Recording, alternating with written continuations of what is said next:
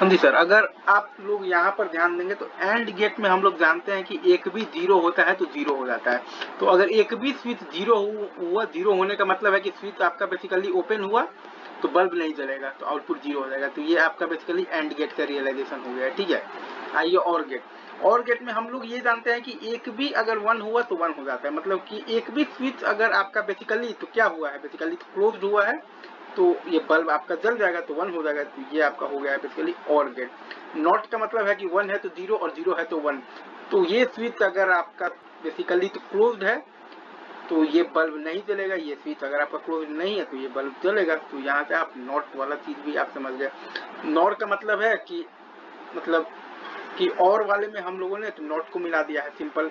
और नैंड का मतलब है कि एंड वाले में नॉट को मिला दिया, राइट। नॉर का मतलब होता है, अगर आप यहाँ पर ध्यान से देखेंगे, नॉर आपका होता है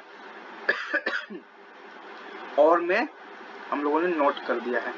या फिर आप चाहें तो लिख सकते हैं ए यूनियन बी का बार क्या होता है, ए बार इंटरसेक्शन बी बार, ठीक है, राइट सर। ये क्या लिखा है मैंने, डी मॉर्गन्स लॉ है। चलिए, नैंड क्या है, ए बी का बार, ए इंटरसेक्शन बी का बार क्या होता है, ए बार यूनियन आ जाता है बी बार, ठीक है, राइट सर।